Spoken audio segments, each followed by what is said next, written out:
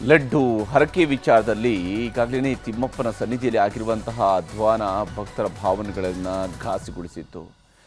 ಲಡ್ಡನ್ನು pure ತುಪ್ಪದಲ್ಲಿ ಮಾಡಬೇಕಾಗಿರುವಂತಹ ತಿರುಪತಿ ತಿಮ್ಮಪ್ಪನ ಲಡ್ಡು ಅಂತೇಳಿ ಭಕ್ತರಿಗೆ ಪರಮ ಪವಿತ್ರವಾಗಿರುವಂಥದ್ದು. ಆದರೆ ಅದನ್ನೇ ಆ ತುಪ್ಪದಲ್ಲೇ ಮೋಸ ಮಾಡಿದ್ದಾರೆ TTD ಅವರು ಅನ್ನುವಂಥ ಆರೋಪ ಬಂತು. ಈಗ ಮತ್ತೊಂದು ಹಗರಣ TTDಯನ್ನು ಆವರಿಸ್ಕೊಂಡಿದೆ. ಅದೇನು ಗೊತ್ತಾ? ರೇಷ್ಮೆ ಬಟ್ಟೆಯ ಶಾಲ್ಗಳ ಬದಲಿಗೆ ಪಾಲಿಸ್ಟರ್ ಬಟ್ಟೆಗಳನ್ನು ಸಪ್ಲೈ ಮಾಡಿದ್ದಾರೆ. ಟೆಂಡರನ್ನು ಪಡೆದಿದ್ದು ರೇಷ್ಮೆ ಬಟ್ಟೆಗೆ, ಸಪ್ಲೈ ಮಾಡಿದ್ದು ಕಳೆದ 10 ವರ್ಷಗಳಿಂದ ಪಾಲಿಸ್ಟರ್ ಬಟ್ಟೆಯನ್ನು ಕೊಟ್ಟು ತಿಮ್ಮಪ್ಪನಿಗೆ ವಂಚನೆ ಮಾಡಿದ್ದಾರೆ. ಹಾಗಾದರೆ ಏನಿದು ವಂಚನೆಯ ಕಹಾನಿ ಅನ್ನೋದು ನಿಮಗೆ ಗೊತ್ತು.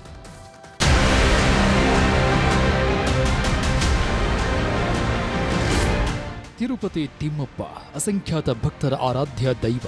ಏಷ್ಯಾದಲ್ಲೇ ಅತ್ಯಂತ ಶ್ರೀಮಂತ ದೇಗುಲ. ನಿತ್ಯ ಲಕ್ಷಾಂತರ ಮಂದಿ ತಿರುಮಲದಲ್ಲಿ ತಿಮ್ಮಪ್ಪನ ದರ್ಶನ ಪಡೆದು ಪುನೀತರಾಗ್ತಿದೆ. ಆದರೆ ಇತ್ತೀಚೆಗೆ ಈ ತಿಮ್ಮಪ್ಪನ ಪುಣ್ಯಕ್ಷೇತ್ರ ಇಲ್ಲ ಸಲ್ಲದ ವಿಚಾರಗಳಲ್ಲಿ ಸುದ್ದಿಯಾಗ್ತಿದೆ. ಇದೀಗ ತಿಮ್ಮಪ್ಪನ ಸನ್ನಿಧಿಯಲ್ಲಿ ಮತ್ತೊಂದು ಹಗರಣ ಸದ್ದು ಮಾಡಿದೆ.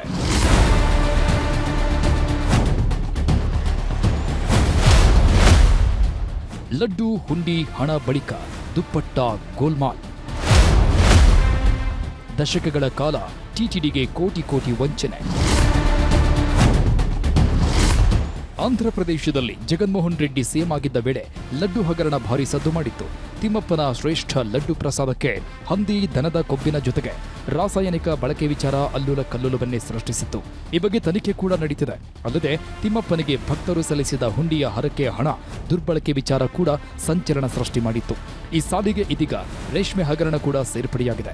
VIP, VVIPಗಳು, ದಾನಿಗಳು ಮತ್ತು ವೇದಾಶೀರ್ವಾಚನದಂತಹ ಆಚರಣೆಗಳಲ್ಲಿ ಈ ಬಟ್ಟೆಗಳನ್ನು ಬಳಸಲಾಗ್ತಿತ್ತು. ಆದರೆ ಈ ಬಟ್ಟೆ ರೇಷ್ಮೆ ಬಟ್ಟೆಯಲ್ಲ, ಪಾಲಿಸ್ಟರ್ ಬಟ್ಟೆ ಅನ್ನೋದು ಆಂತರಿಕ ಜಾಗೃತ ದಳದ ತನಿಖೆ ವೇಳೆ ಬಯಲಾಗಿದೆ. ಅಷ್ಟೇ ಅಲ್ಲದೆ ದುಪ್ಪಟ್ಟಾಗಳ ಮಾದರಿಗಳನ್ನು ಕೇಂದ್ರ ರೇಷ್ಮೆ ಮಂಡಳಿ ಪ್ರಯೋಗಾಲಯ ಸೇರಿ 2 ಪ್ರಯೋಗಾಲಯಗಳಿಗೆ ವೈಜ್ಞಾನಿಕ ವಿಶ್ಲೇಷಣೆಗಾಗಿ ಕಳುಹಿಸಲಾಗಿತ್ತು. 2 ಪರೀಕ್ಷೆಗಳು ವಸ್ತುವು ಪಾಲಿಸ್ಟರ್ ಅನ್ನೋದು ದೃಢಪಟ್ಟಿದೆ. ಏನಿದು ರೇಷ್ಮೆ ದುಪ್ಪಟ್ಟ ಹಗರಣ ಅನ್ನೋದನ್ನ ನೋಡೋದಾದ್ರೆ, ಟೆಂಡರ್ನಲ್ಲಿ TTDಗೆ ರೇಷ್ಮೆ ಬಟ್ಟೆ ಪೂರೈಕೆಗಾಗಿ ಗುತ್ತಿಗೆದಾರರ ಜೊತೆ ಕರಾರು ಮಾಡಿಕೊಳ್ಳಲಾಗಿತ್ತು. ಶುದ್ಧ ಮಲ್ಬೇರಿ ರೇಷ್ಮೆ ಬಟ್ಟೆ ಬಳಕೆಗೆ ಒಪ್ಪಂದ ಮಾಡಿಕೊಳ್ಳಲಾಗಿದ್ದು, ಒಂದು ದುಪ್ಪಟ್ಟಾಗಿ TTD 1400 ಹಣ ಪಾವತಿಸ್ತಾ ಇತ್ತು. ಆದರೆ ಗುತ್ತಿಗೆದಾರ ಪೂರೈಸ್ತಾ ಇದ್ದ ಬಟ್ಟೆ ಮೌಲ್ಯ ಕೇವಲ 100 ರೂಪಾಯಿ. ರೇಷ್ಮೆ ಬದಲು ಪಾಲಿಸ್ಟರ್ ಬಟ್ಟೆ ಪೂರೈಕೆ ಮಾಡುತ್ತಿರುವುದು ಗೊತ್ತಾಗಿದೆ.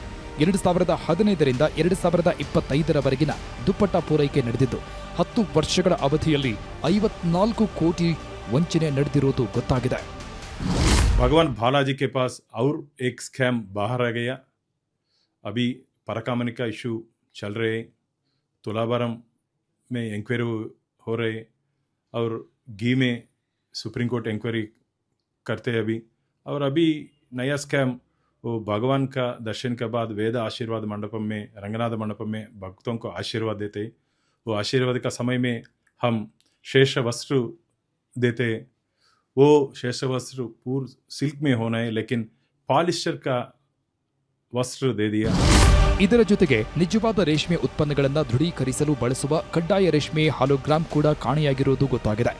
ಇನ್ನು ಪ್ರಕರಣ ಬಯಲಾಗ್ತಾ ಇದ್ದಂತೆ ಆರೋಪಿಗಳ ಮೇಲೆ ಕ್ರಿಮಿನಲ್ ಪ್ರಕರಣ ದಾಖಲಿಸಿ ತನಿಖೆ ನಡೆಸುವಂತೆ ಭ್ರಷ್ಟಾಚಾರ ನಿಗ್ರಹ ದಳ TTD ಶಿಫಾರಸು ಮಾಡಿದೆ.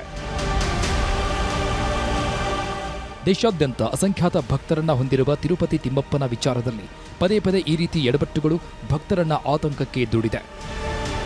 Bureau report, news 18.